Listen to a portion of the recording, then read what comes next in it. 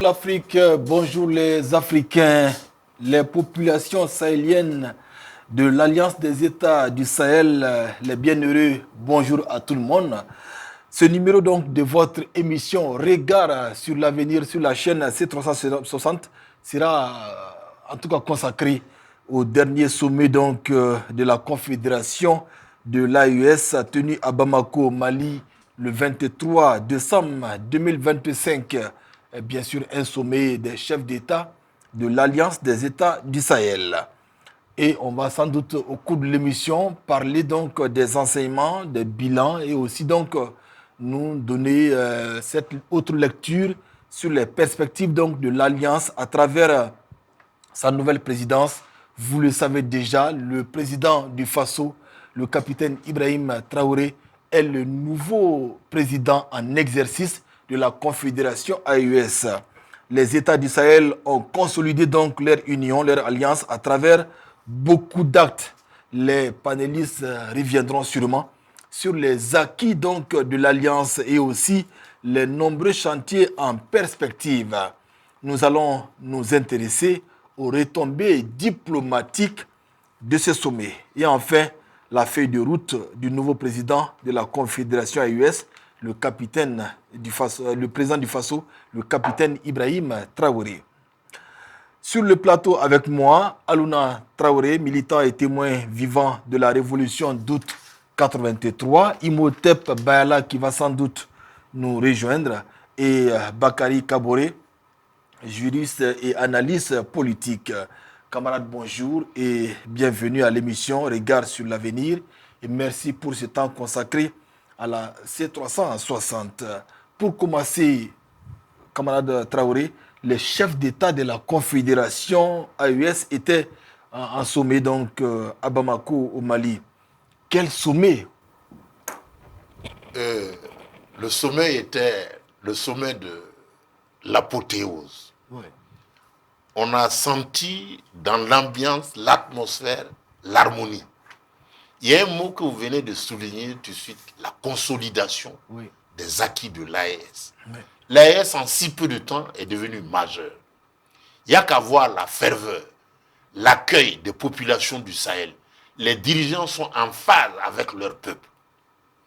Et ils ont décliné les acquis actuels de l'AES.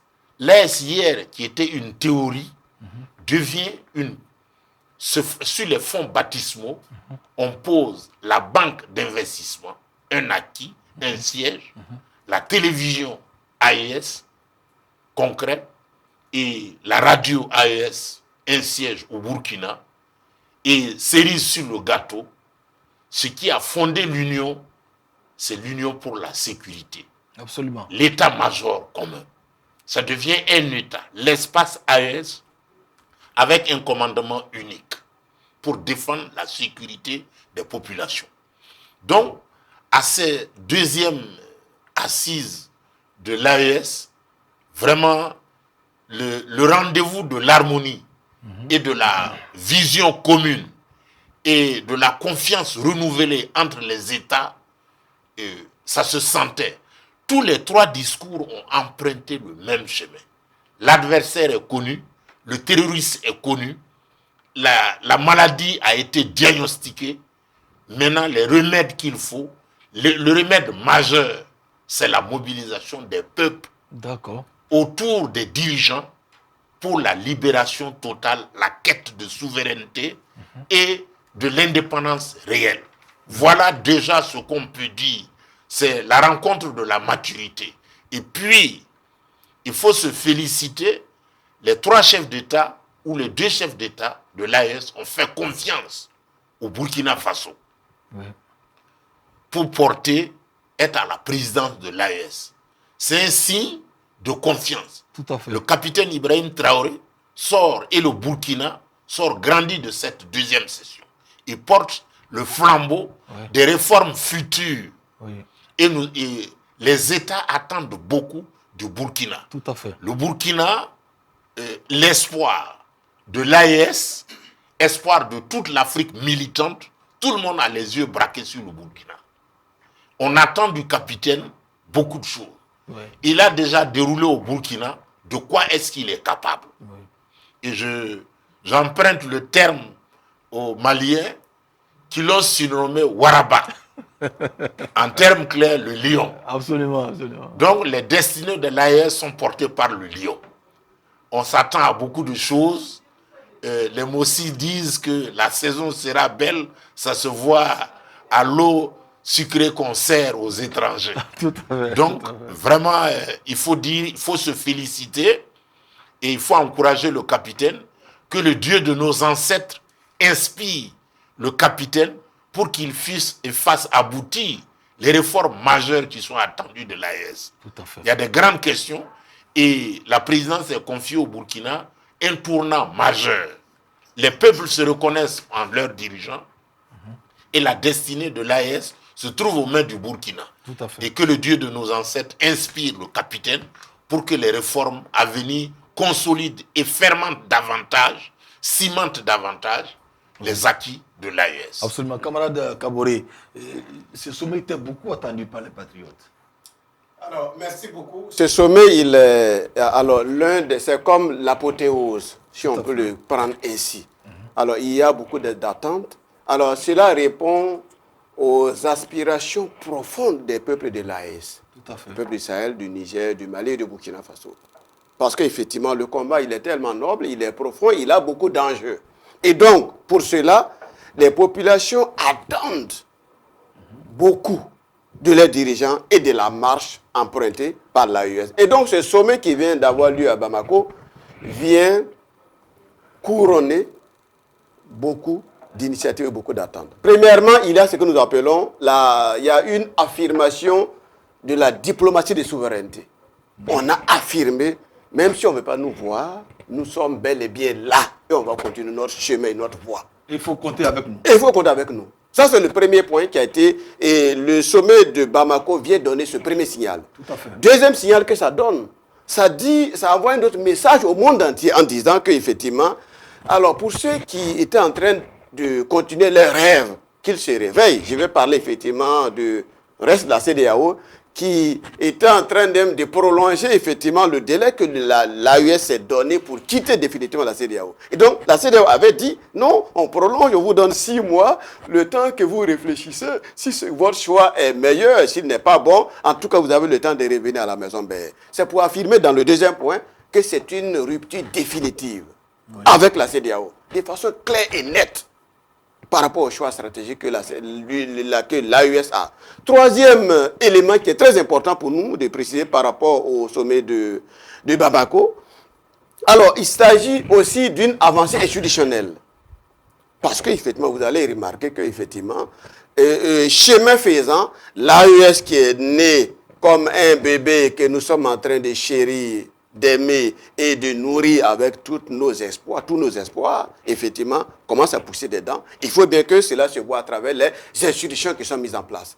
Je voudrais parler effectivement quand on appelle ça, la banque qui a été actée, la banque, la BCID AES qui est là. Et nous osons croire qu'effectivement, c'est le début d'aller vers une souveraineté réelle sur le plan monétaire. Absolument. C'est ce que nous pensons. Et il y a aussi alors, la naissance des médias qui va venir. Nous savons très bien aujourd'hui que effectivement la manière dont les grandes puissances se sont enracinées dans le subconscient des populations de leurs anciennes colonies, et cela, ça fait bel et bien à travers des médias.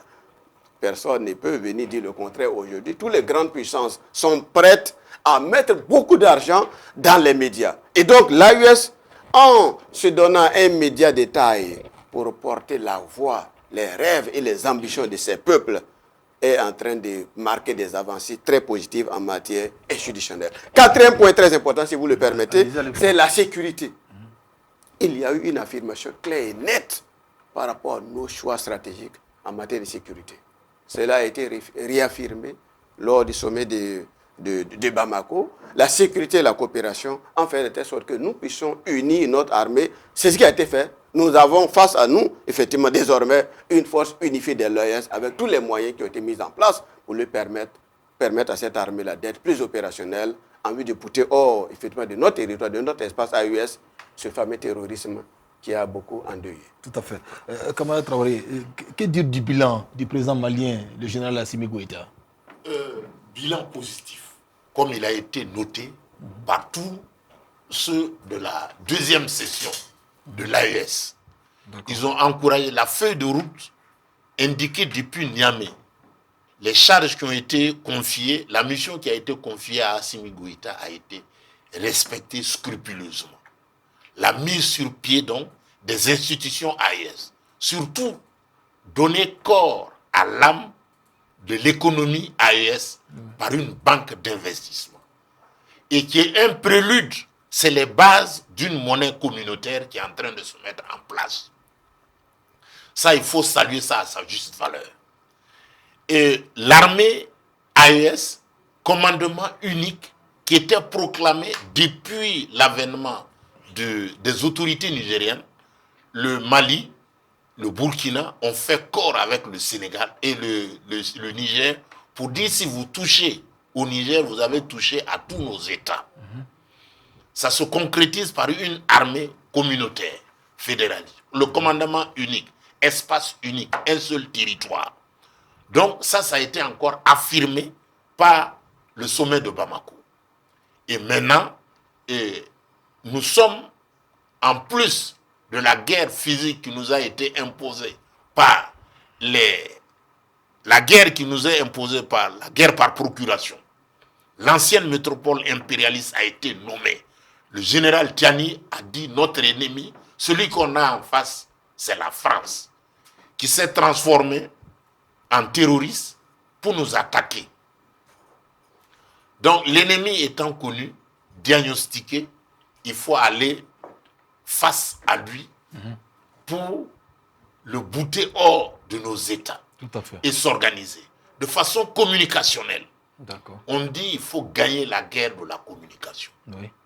Les instruments pour y arriver, la télé, AES, ils parlent d'une même voix, la voix de l'AES, et une radio pour porter haut le message. Oui. Donc la guerre communicationnelle est également affirmée. En plus de la guerre militaire, il y a d'abord donc le socle, l'acquis majeur du sommet de Bamako, c'est la sécurité, le commandement unique. Il faut féliciter ça. Et je pense que tout vient après la sécurité. Ce qui nous a unis, c'était la sécurité. Au commencement, était la sécurité. Oui. Et ça a été affirmé. Un commandement unique animé par les différentes armées nationales de tous les États AES. On parlera d'un point de vue diplomatique. Pour une fois dans l'histoire, les chefs d'État ont convenu qu'ils parleraient d'une seule voix sur la base des concertations mutuelles. L'AES parle d'une seule voix. C'est une entité. Donc il faut saluer le sommet de Bamako qui a vraiment atteint. Vous avez vu les félicitations Tout à fait.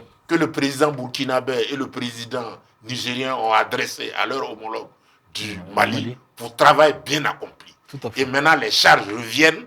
La nouvelle feuille de route qui n'a pas été déclinée à Bamako, on attend le Burkina. Le Burkina des espoirs, le Burkina des aspirations des peuples. Et je pense que le capitaine sera à la hauteur de la tâche. D'accord. Camarade Bayala, donc justement, quand on regarde tout ce qui a été dit par rapport donc au bilan du président malien, le général Assimi Goïta, il y a beaucoup de points de satisfaction. Et comme le disait donc le président du Faso, le rythme ne peut pas être aussi accéléré, mais il faut quand même souffrir que les initiatives sont bien engagées et que donc la dynamique va se maintenir. Comment avez-vous trouvé donc le speech, le discours du président du Faso? Oui, le président du Faso est un génie de l'art oratoire, un communicateur fin qui a su loger par la forme et nous a habitués à cela, à ne pas faire de discours écrits, tant les images défilent en toute cohérence dans sa tête et par ce que les grands maîtres de la mémoire appellent la djelia. Vous savez que c'est par la djelia que les Africains ont écrit les récits et les ont transmis de génération en génération parce que l'écriture n'est pas la forme caractérisée sur papier, c'est aussi la forme de l'inscrire dans sa mémoire et de la transmettre avec beaucoup de fidélité. Et le camarade président est un fin génie de la communication, je le disais tantôt, et vous avez vu en la matière, la meilleure manière de faciliter l'assimilation, la compréhension d'un discours, en tout cas, pour ce qui concerne les sociétés africaines, c'est de la loger autour de symboles, de la loger autour d'images. Ouais. Regardez, à la fois, il y a le symbole et à la fois, il y a une image forte qui accompagne ce symbole. On parle de l'hiver noir qui va arriver, mais c'est antinomique. Les grammairiens parleraient d'oxymore, parce que l'hiver, tel qu'on le connaît toujours, a une coloration blanche. Comment se fait-il que de l'albatros noir, on passe à l'hiver noir? Voyez-vous, ça c'est une puissance de la communication qui ne peut lui être arrachée par aucun chef d'État contemporain. C'est un génie parfait de la communication. Une capacité rare de maîtrise de la communication et de la loger dans l'enceinte de symboles tellement bien imaginés et bien enracinés. Si bien que, en lui tout seul, ce concept constitue un énigme important pour les agents de renseignement, pour les cabinets des présidents les plus puissants au monde. Et le temps qu'ils vont prendre pour décortiquer l'énigme, nous, on l'a déjà invalidé comme menace. Vous voyez, ça c'est une forme d'anticipation. Le réveil noir, le génie noir exalté par un fils. Et ça, l'AUS doit se sentir, et les populations de l'AUS, les admirateurs de l'AUS, doivent véritablement se sentir honorés d'avoir des leaders qui ressemblent à leurs exigences de rêve. Nous sommes des peuples qui rêvons grand. Nous avons des volontés de puissance qui avaient manqué de porte-parole. Nous avons eu des vassaux de l'impérialisme français titubants et qui ont à leur tour multiplié les imperfections langagères. Et là, nous avons quelqu'un qui nous ressemble à notre désir de rêve, notre désir d'esthétique. Mais à côté de la forme, le président insiste quand même sur le fait qu'il ne sert plus à rien de refaire l'inventaire de nos victoires, même si cela a été suffisamment élaboré par le camarade président Abdraman Tchiani, la boîte noire de cette confédération, 41 ans de service militaire, en continu, ce n'est pas encore fini, nous lui souhaitons même un demi-siècle, pourquoi pas un siècle de service militaire libérateur, parce que c'est ce type de service-là qui ne doivent jamais s'arrêter. Même si vous êtes un plombier et que votre activité sert à magnifier le génie de votre peuple, on souhaite que ça ne s'arrête pas. Il est venu suivre vraiment les grands résultats. Et le leader en chef de la Confédération sortant a eu le temps de faire de façon exhaustive sur le plan militaire, sur le plan de développement et sur le plan de la diplomatie, les 3D, a eu le temps de faire tout l'inventaire. Mais le camarade président nous envoie la menace de l'hiver noir et l'exigence de mobilisation permanente et que nos victoires ne soient pas un moyen de nous affaisser, de nous démobiliser.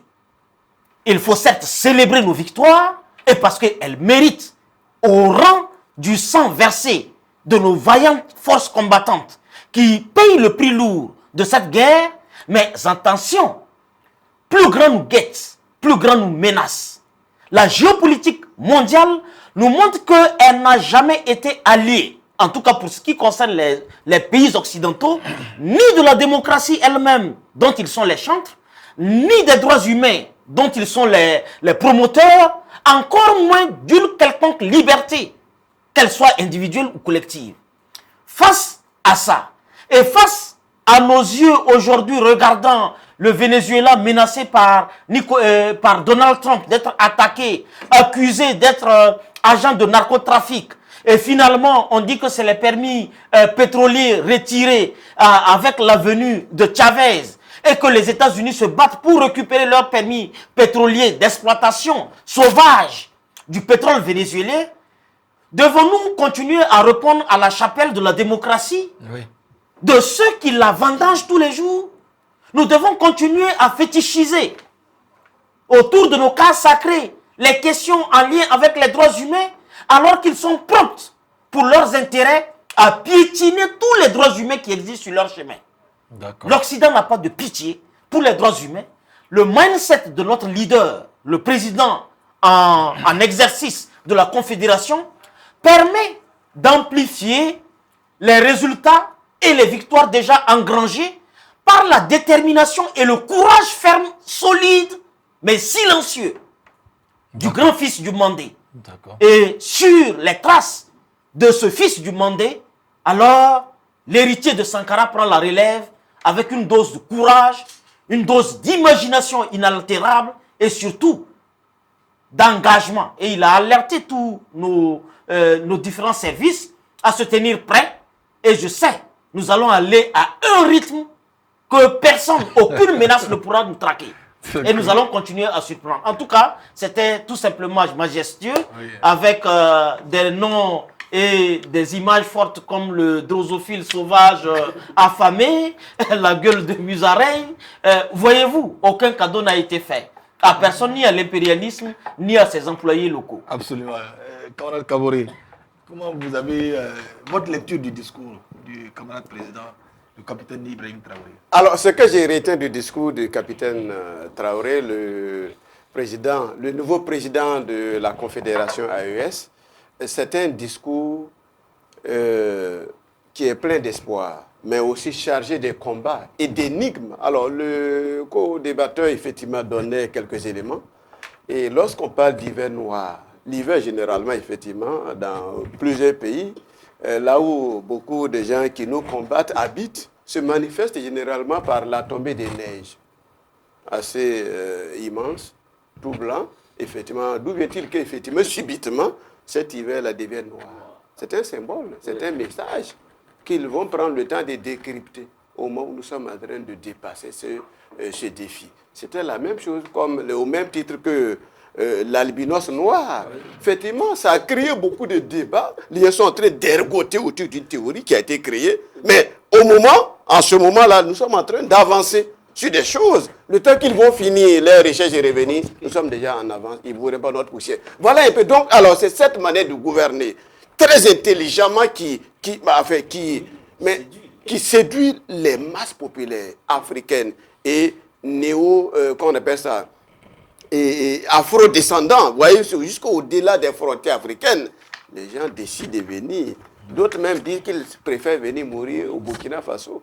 Lorsque nous avons reçu les afro-descendants au nombre de 700 qui étaient venus par un convoi venir visiter le Burkina, mais beaucoup ont affirmé venir, non, d'abord prendre la nationalité burkinabé, rester au Burkina. Certains même décident qu'ils vont investir et d'autres même affirment qu'ils préfèrent même mourir au Burkina Faso. Voyez-vous, alors c'est trop fort, c'est du jamais vu, c'est inédit. Et donc, le président capitaine Ibrahim Traoré l'a fait de la plus belle manière. Au moment où, effectivement, on est en train de lui confier les rênes, désormais, effectivement, de l'AES. Mais l'AES, effectivement, aujourd'hui, qu'est-ce que c'est? Mais vous savez que quand on prend des chiffres, parce que les grands analystes aiment venir sur des chiffres, mais qui nous permet de comprendre la profondeur, effectivement, des analyses et des réalités. Oui. L'AES, c'est quoi? L'AES, il faut comprendre que l'AES, les deux pays seulement réunis, les deux pays producteurs d'or, qui prennent tous les trois pays de l'AES, mais nous devons être, normalement et en principe, on doit être honnête avec les chiffres. La première puissance, le premier pays est exportateur de l'or en Afrique. Parce que c'est l'Afrique du Sud. Lorsqu'on était éparpillés, on disait que l'Afrique c'était le premier, le Ghana deuxième, le Mali troisième, le Burkina quatrième et le Soudan cinquième. En tout cas, on était dans le top 5. Alors si c'est le troisième et le quatrième mettent en commun plus le Niger, il va falloir de façon très honnête, on serait les premiers. Il faut revoir les chiffres. Voilà, il faut revoir les chiffres. Donc voilà ce que représente l'AES. Certains disent que c'est un scandale géologique. Oui. Après, effectivement, la RDC. Ça, c'est le deuxième point qui est très important pour nous. Donc, nous aurons, et pour venir avec, par exemple, l'uranium aussi, c'est un des grands pays avec lesquels il faut compter. Tout à fait. Dans le monde, en matière d'uranium. Et donc, les grands contrats que, effectivement, le nouveau président de l'AES doit signer, effectivement, avec la Russie, nous avons déjà les relations qui sont très poussées. Donc, voyez-vous ce que ça va donner. Donc, on va aller vers ce qu'on appelle une autonomie stratégique. Avec les ressources stratégiques dont nous disposons, nous allons vers une autonomie stratégique. D'accord. Et je termine avec ce point. Nous allons vers une résistance à la pression aujourd'hui. Parce que dès qu'on voit que l'AES, malgré les multiples menaces, les attaques concoctées, les complots ourdis partout de toutes les chancelleries occidentales, on n'a pas pu abattre l'AES dans sa marche, ni l'empêcher d'avancer. Vous avez vu récemment au Mali, on a dit plusieurs fois dans beaucoup de médias que Bamako va tomber dans les heures qui suivent. Alors, Yad Agali est en train de négocier pour gérer le Mali. Ils sont en train... Voyez-vous tous ces... Et des ambassades occidentales, les chancelleries occidentales, et nombreuses et les plus... et non des moindres, ont déjà dit, produit des communiqués disant à leurs ressortissants de quitter rapidement le Mali. Parce qu'effectivement, Bamako va tomber dans les jours qui suivent. Aujourd'hui, ils ont changé de langage. Voilà, face à cette pression, que nous allons effectivement ériger effectivement les défenses avec le nouveau président de l'AES pour pouvoir contrer ces menaces. Ouais. Camarade Traoré, est-ce que ce sommet a surpris par non seulement les engagements, les discours, tout ce qui s'est passé, c'était tellement quelque chose de millimétré, ça a même surpris certaines chancelleries occidentales. Il faut dire que c'est le timing parfait. Pour en rajouter à ce que les co-panélistes ont dit, Tout à fait. la pédagogie est révolutionnaire. Absolument. Et dans le cas d'espèce, le camarade président a été très pédagogique. Il a donné l'occasion, par l'imagerie et les symboles, de reconnaître ce qui nous guette et de déplorer en même temps les esclaves de salon. Pour dire, rien de plus désolant en Afrique que de voir une belle cause défendue, des justes causes défendues par l'AES, et on trouve en notre sein des apatrides, des gens qui sont contre. Être contre l'AES, c'est finalement être contre l'Afrique. Absolument. Et les trois présidents ont démontré avec preuve à l'appui que vraiment ne pas soutenir la cause émancipative, la quête de souveraineté et d'indépendance réelle de l'AES relève d'une mythomanie créée par l'Occident impérialiste, qui a durant tout ce temps nous a enseigné la peur, la culpabilité et la soumission, pour mieux exploiter nos richesses. Et la recolonisation qui est baptisée sous le coup du terrorisme n'est pas venue au nom du Seigneur. Elle vient juste accréditer, créer le cadeau et le chaos pour exploiter nos richesses. Et ça a été le constat. Tout à fait. Nous savons maintenant plus qui nous attaque.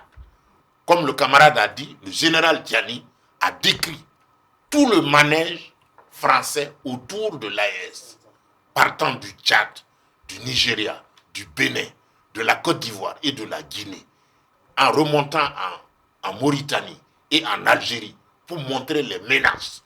Malgré tout ça, ce qui peut sauver l'AES, c'est la mobilisation des masses populaires autour de leurs dirigeants et des objectifs et des aspirations profondes des peuples. Absolument. Le sommet de Bamako, comme le sommet de Niamey, a démontré que les masses populaires, les masses fondamentales sont d'accord avec les dirigeants. Tout à fait. Malgré tous ces frémissements.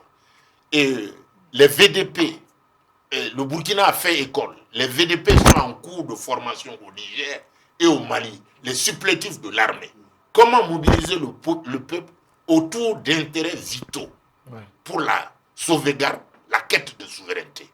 Et les trois dirigeants ont dit, ils ne luttent pas pour eux-mêmes, ils luttent pour le peuple africain.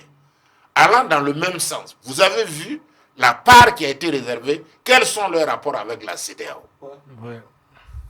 L'AES a trouvé le génie de dire les peuples africains souffrent du même mal, la domination et l'exploitation impérialiste. Donc la libre circulation des personnes et des biens est un principe sacré à l'AES. Les autres peuples, nous commerçons. C'est les dirigeants qui nous posent problème du fait de leur alliance avec l'impérialisme. Et le sommet de Bamako, tous les discours ont montré à la face de nos populations la quête de souveraineté et la mobilisation horizontale et verticale des peuples pour se défendre. Pour que nous arrivions à nous autosuffire, l'autosuffisance alimentaire. Vraiment, c'était un délit. J'en prends pour preuve à un spectateur qui a participé à la conférence, à la deuxième session. Il dit, depuis lui, il est là, il n'a jamais vu autant d'harmonie. Ouais. Les peuples sont soudés derrière. Quand tu voyais les 3 présidents arriver, on dirait des anges. Ils ont bénéficié de l'aura et du soutien des masses fondamentales. Donc, il faut dire que le sommet là, de Bamako mérite les éloges. Il faut dire aussi que tous les sommets de l'AES, du fait des rapports, le peuple est en emphase avec ses dirigeants. Chaque fois que l'AES convoquera des sessions ou bien des rencontres, ils vont au rendez-vous de leur peuple parce qu'ils ont toujours fait les aspirations. Quand les dirigeants sont en phase avec le peuple, le succès est garanti. Donc le sommet de Bamako n'a pas dérogé à la règle, a été une confirmation de la mobilisation des peuples, des masses autour de leurs dirigeants et des aspirations. Et le décliner des institutions donne toute la fierté du sommet de Bamako. Absolument. Camarade Bayala, le président du Faso, le capitaine Ibrahim Traoré, est désormais donc le nouveau président en exercice de la Confédération AES. Dans les perspectives, qu'est-ce qu'on attend? On imagine vraiment un mandat à 300 à l'heure. Oui, c'est un mandat à grande vitesse. Et comme il disait déjà que pour la force unifiée qui a été mise sur place, que des opérations vont être lancées dans le cadre de cette opérationnalisation. Et il demandait d'ailleurs à nos forces combattantes de se préparer à recevoir certainement des directives de sa part pour intensifier le combat et accélérer la pacification de la zone des 3 frontières et surtout déraciner l'île terroriste et ses sponsors internationaux. Cela s'entend qu'il y a un besoin de développement de structures ou d'infrastructures routières, ferroviaires qui doivent prendre effet dès cette année sous son magistère. Et pour atteindre cet objectif, il faut pacifier toutes les zones qui vont être traversées par ces infrastructures routières stratégiques ou ferroviaires stratégiques. Donc, le premier accent ou la première perspective, en tout cas, je pense que si les terroristes tombent quelquefois sur ces messages, et nous savons que par leur relais officiel positionnés à Paris et à Abidjan, qui servent de prolongement de leur communication nuisible, leur font le rapport de ce que les forces d'en face disent, ils doivent leur répéter cette phrase du camarade président qui disait que les terroristes ont 2 options désormais, soit fuir ou mourir. Et donc c'est vraiment l'occasion pour eux d'avoir des réunions rapides pour voir combien de temps ils prennent pour fuir ou quel type de mort ils choisissent. Et de toutes les façons, il n'y aura pas de cadeau. La fermeté, le courage, la détermination du camarade président, grand stratège de guerre, ne fera pas de merci. Donc, c'est une première perspective. Et c'est surtout aussi, il faut s'attendre, certainement, au lieu d'être une force unifiée, parce qu'on était une alliance de défense, on a progressé pour devenir une force unifiée, certainement sous son magistère, on prendra un ancrage socio-culturel dans l'environnement, et cette force ne sera pas appelée dans un jargon administratif colonial français, force unifiée, mais peut-être que ça prendra le nom dans une langue, dans une de nos langues, qui signifierait, et comme il est très attaché au symbole, certainement, c'est quelque chose auquel également il faut s'attendre. Mais l'articulation de la force risque de connaître des progressions et on risque d'anticiper vers la création d'une force fédérale. Tout à fait. Ou bien d'une force AES ou d'une force de la Confédération tout court. Donc il y aurait une volonté d'unité qui va davantage s'affirmer. Sur le plan du développement, le camarade président a fait de l'élimination de la faim un serment en prenant cette présidence. Parce que la souveraineté alimentaire, elle est tellement stratégique. C'est le premier pilier de tout combat pour la souveraineté et pour toute révolution crédible. c'est d'abord se nourrir elle-même. Parce que aucun combattant ne peut tenir durablement face à un ennemi s'il est sous le chantage de la faim. Avant-hier, nous étions encore malmenés et tenus en humiliation permanente par des programmes alimentaires internationaux qui nous faisaient même le chantage d'aller distribuer les vivres seuls et à qui? Parce que nous avons suspecté qu'ils distribuaient les vivres de façon équitable ou même de façon déséquilibrée aux terroristes et aux personnes déplacées à l'avantage des terroristes. Et notre État a dit, cet État de hors la loi n'aura plus cours. Donc ça veut dire qu'aller à la conquête de la souveraineté alimentaire, c'est mettre en sécurité nos peuples, mettre en sécurité ceux-mêmes qui vivent sous l'effet de déplacement permanent du fait des attaques, parce qu'ils ne doivent pas devenir des éléments de chantage. Donc les offensives agricoles, telles que c'est implémenté au Burkina Faso, seront unanimes pour toute la zone sous son magistère. Parce que vous savez sans doute, et il faut avoir la fausse humilité de ne pas le dire, c'est que le Burkina Faso, en matière de politique publique, de développement, on est un foyer incandescent, producteur d'initiatives de développement presque quotidiennement. Est-ce qu'on peut les inventorier aujourd'hui? L'accessibilité des produits à travers la réactivation de Fasoya, l'appropriation de la construction nationale à travers Faso Mebo, les VDP pour l'agriculture, on vient tout récemment de mettre 3000 alors qu'il y a 800 qui avaient été livrés dans une seconde phase. La première phase, je ne connais pas le chiffre exact, mais quand vous combinez tout ça, alors cela est démonstratif d'une imagination fertile et d'une vision politique productive, unitaire et fédérative. Et donc je pense que un instrument comme la Banque confédérale d'investissement et de développement, qui a un capital exceptionnel pour le départ, avec l'actif et les cotisations de 3 pays, de 500 milliards, mais c'est rare, c'est une révolution financière. Et parce que nous ne pouvons pas continuer à attendre des rapports du FMI ou de la Banque mondiale, ou bien repartir auprès d'une banque esclavagiste sous tutelle de Paris, la banque d'investissement de la BCAO, ou de l'UEMOA pour leur demander de financer les infrastructures qui n'ont pas chez eux. Nous avons des visions, nous avons des infrastructures de 2 fois 4 voies, et qui ne vont pas relier Ouagadougou à Bobo-Dioulasso, mais qui vont relier Ouagadougou à Bamako, et Bamako à Niamey, Niamey à Ouagadougou. Donc cette vision, qui la finance?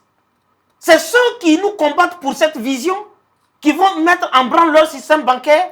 Donc c'est dire que le capital de cette banque risque d'augmenter, parce que le camarade président, ayant la volonté ferme de tout faire sans crédit, nous ne sommes pas le voisin spécialisé en endettement sauvage. Nous sommes des gens sérieux, transparents, par la culture de l'anticorruption, par la diminution du train de vie de l'État.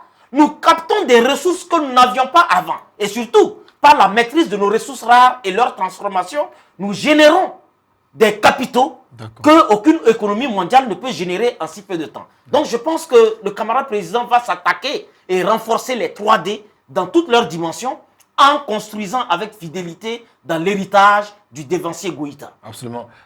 Camarade Kabori, beaucoup d'espoirs sont placés donc à ce mandat du président du Faso, le camarade capitaine Ibrahim Traoré. Beaucoup d'espoir. Les populations attendent. Vous avez vu effectivement à la clôture du sommet de Bamako, lorsque je regarde les populations qui étaient en train de chanter, qui exprimaient les joies devant les 3 présidents de l'AES, ben, ça fait du baume au cœur. En tant que Sahélien, en tant que citoyen ressortissant de l'AES, ça fait beaucoup plaisir. Alors donc, ce que le nouveau président de l'AES va consolider, premièrement, c'est de l'indépendance et de la souveraineté que nous avons acquise. L'indépendance que nous avons acquise sous le feu avec les bombes et les menaces d'attaque. Vous vous rappelez très bien la CEDEAO qui menaçait la France qui menaçait de venir raser en utilisant la CEDEAO comme des proxys. En Côte d'Ivoire, déjà, on avait dit qu'on a déjà mobilisé un certain nombre de personnes avec l'argent qui est déjà prêt pour aller faire la guerre et que c'était la CEDEAO. Effectivement, je crois que ça continue parce qu'effectivement, avec ce qui s'est passé au Bénin, ils ont eu le temps d'implémenter ce qu'ils avaient concocté et qu'ils ont vu en grandeur nature la mise en œuvre de leur politique. Et Et ils avaient voulu, avec cet avantage, j'étais fait un ballon d'essai pour voir est-ce que ce qu'on avait rêvé, ce qui n'a pas donné, est-ce qu'on peut essayer de voir si, est-ce que ça allait donner si on devait le faire. Mais l'avion qui a atterri à Bobo Dioulasso, qu'on a fait descendre, c'est un ballon d'essai. Dans la droite ligne, effectivement, en marge, effectivement, de ce qui s'est passé à Cotonou, au Bénin, on continue avec le vieux rêve d'attaquer l'AES en vérifiant ou en testant leur capacité à résister et à voir et à pouvoir effectivement déjouer les complots et les menaces. Voilà pourquoi on a lancé un ballon d'essai pour voir ce qui s'est passé. On est rapidement venu s'excuser avec tous les moyens pour penser qu'on va calmer. Mais écoutez, nous restons très vigilants. Et ce qui est important, c'est de renforcer premièrement cette indépendance souveraine qu'effectivement l'AES a pu acquérir. C'est le premier chantier du nouveau président de l'AES. Deuxième chantier qu'il aura, qui est très important pour nous, c'est d'aller vers ce que nous appelons une autonomie stratégique. Je l'avais dit tantôt, mais puisque aujourd'hui, nous ne pouvons pas, en tant qu'espace stratégique, très important dans la géographie du monde et de l'Afrique aujourd'hui, il va falloir qu'on trouve des voies et moyens pour pouvoir renforcer ce que nous avons déjà mis en place. Et pour finir, c'est de pouvoir aller vers une transition politique. C'est-à-dire, nous l'avons déjà fait. C'est de dire, lorsque j'entendais les gens qui disaient IB qui était sur le point effectivement d'aller inaugurer, aujourd'hui je crois qu'ils sont allés inaugurer effectivement l'hôpital des Palas dans les encablures de Bobo Dioulasso. J'entendais des gens qui disent IB pour la vie, IB à vie. Alors donc voyez-vous, alors c'est très important, c'est pour dire que nous allons vers une transition politique qui répond à nos aspirations profondes. Nous ne sommes pas là pour des théories fumeuses, démocratiquement correctes et qui plaisent à des gens qui sont assis derrière, effectivement, l'eau, comme on dit.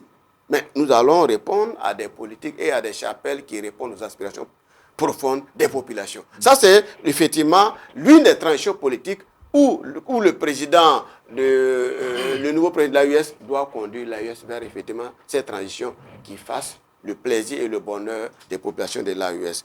Et il va falloir qu'il parte pour cela, mettre en place les moyens, renforcer la force unifiée en vue de résister aux différentes attaques et déjouer tous les complots qui vont venir mettre en mal cette marche souveraine. Camarade Traoré, les perspectives sont énormes. Les perspectives sont énormes. Il y a une question taboue, la question monétaire. On ne peut pas revendiquer la souveraineté politique et économique et être encore en train de traîner la monnaie coloniale et néocoloniale. Donc l'AES est attendue et même jusqu'à demain, tout le monde pensait qu'à cette deuxième session, la question monétaire. Mais il ne faut pas dévancer l'iguane dans l'eau. Je pense que sous le magistère du capitaine, les perspectives sont bonnes pour créer une monnaie AES. N'ayons pas peur des mots parce que c'est une alternative crédible. On ne peut pas continuer de dire que nous sommes indépendants. Nous avons lutté contre le terrorisme. Nous avons la vraie souveraineté. Après la sécurité, c'est la sécurité monétaire. Tout à fait. On ne peut pas continuer de dire que nous sommes souverains, nous sommes indépendants et continuer d'être liés par la monnaie. C'est vraiment un système esclavagiste, ça a été dénoncé. Tous les trois présidents l'ont dénoncé. Donc en filigrane, en perspective, sous le magistère du capitaine, on espère qu'il y aura vraiment quelque chose dans ce sens-là. Tout le monde attendait. Mais mieux vaut tard que jamais. Tout à fait. Avec le capitaine Ibrahim Traoré, en tout cas les perspectives sont bonnes. Déjà, consolider les acquis, vaincre le terrorisme sous toutes ses formes. D'accord. Et maintenant donner confiance, faire confiance au peuple dans la satisfaction de leurs aspirations profondes. Une meilleure éducation, l'innovation et le développement véritable basé sur le peuple et la mobilisation du peuple. Je pense que avec les grands acquis et ce qui est attendu du capitaine, qu'il renforce la crédibilité de l'AES. L'AES est déjà crédible, mais prendre des initiatives, avoir l'initiative historique, comme on le dit, pour engager les populations à faire davantage confiance. Quels sont les actes à poser pour mériter la confiance des populations, malgré tout ce qui est fait? Donc, gagner la guerre, la victoire contre le terrorisme, en nous équipant davantage comme il a toujours fait au Burkina Faso. Et je pense que les perspectives seront belles.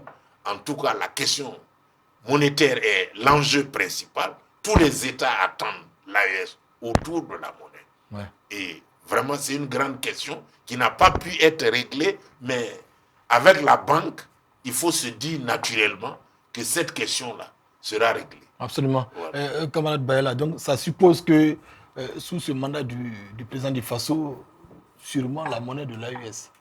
Oui, très, très naturellement. Je pense que lui-même, il a dit lors d'une de ses sorties à Manga ou c'est à Pau, où il disait très clairement, la monnaie, on ne peut pas continuer un projet de souveraineté crédible sous tutelle monétaire de Paris. Le franc CFA est une monnaie naziste, empruntée à Hitler, le Führer, par De Gaulle, pour être répliquée sur les colonies françaises. Et le décret de signature du 26 décembre 1945 porte les signatures régulières du président Charles de Gaulle, du ministre des colonies Jacques Soustel et du ministre des Finances français René Pleven. Aucun chef d'État africain n'a sa mention et aucune constitution ne l'évoque. Est-ce que l'esclavage monétaire n'est pas un frein, c'est pas des chaînes lourdes sous les pieds par rapport à notre projet de souveraineté? Est-ce qu'il peut avoir une souveraineté qui est parrainée par un instrument d'échange, un instrument monétaire esclavagiste?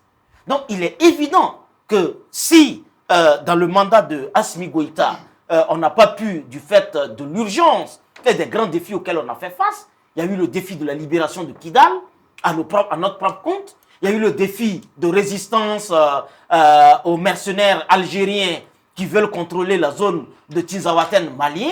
On a eu le défi de l'attaque avec l'appui de l'Ukraine et de la DGSE française auprès des groupes terroristes. On fait qu'on n'a certainement pas eu le temps de se concentrer sur ce défi. Mais est-ce que ce mandat, avec le leadership et les positions du camarade que nous connaissons, feront l'excuse de mettre dans la périphérie cette discussion centrale? Je ne pense pas. Et je pense qu'il y a aussi un désir intense, et le président l'a dit lors de son discours de remerciement après avoir été consacré, le peuple est la boussole. Absolument. L'enthousiasme avec lequel il nous fait confiance, c'est le signe indien pour nous maintenir en éveil et satisfaire aux besoins de ce peuple. Et dans ces besoins-là, la monnaie est inscrite comme un élément fondateur. Après la sécurité, on ne peut pas négliger la question de la monnaie.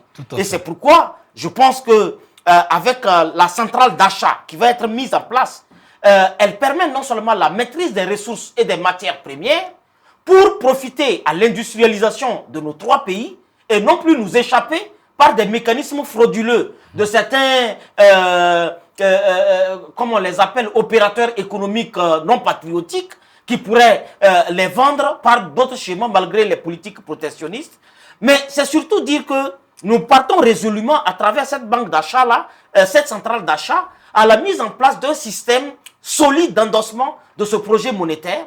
La banque d'investissement fait appel à la banque centrale et la banque centrale introduit battage de monnaie.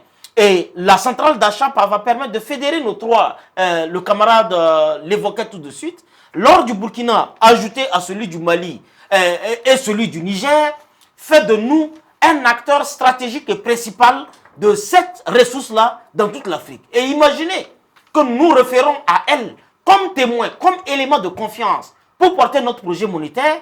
Regardez le miracle et la magie que fait déjà les banques de réserve d'or.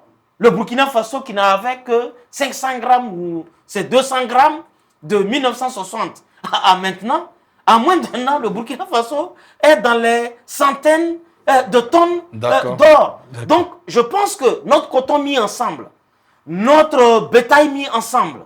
Tout cela mis ensemble nous donne une voix résonante et qui crée une alliance davantage renforcée avec la Russie, avec Pékin, qui jusque-là porte notre voix au niveau du Conseil de sécurité. Donc je pense que la monnaie a tous les atouts pour éclore. D'accord. Et nous sommes pratiquement à la fin de cette émission. Monsieur Kaboré, nous sommes dans un mois où la CAN a commencé le 21, ça prend fin le 18 janvier. Un mot d'encouragement pour les étalons, rapidement. Alors, c'est pour dire que les étalons, ils ont toutes les chances. Et ils ont toutes nos bénédictions. Nous pensons que c'est une chance, c'est une occasion rare pour nous. Et moi, je fournis l'espoir, j'ai nourri l'espoir qu'effectivement, ils peuvent nous revenir avec cette carte. Absolument. En tout cas, on va souhaiter un bon parcours à nos étalons pour que la coupe revienne au Burkina. Le message du capitaine, du président du Faso a été on ne peut plus clair au départ. Le drapeau qu'on vous remet, c'est un drapeau pour aller vous battre et puis revenir avec les trophées. On espère en tout cas, tout le mal serait donc de ramener la coupe ici, au Burkina Faso, pour continuer la lutte. Nos ancêtres vont veiller au grain pour que la CAN se passe bien pour les étalons. À tous ceux qui sont au Maroc pour supporter les étalons, ceux qui sont restés au Burkina Faso, en tout cas, continuez à supporter les étalons. La victoire donc sera au bout de l'effort. Sans doute, on va souhaiter beaucoup de chance à toutes les équipes, mais particulièrement donc à notre équipe, les étalons du Burkina Faso. Portez-vous bien.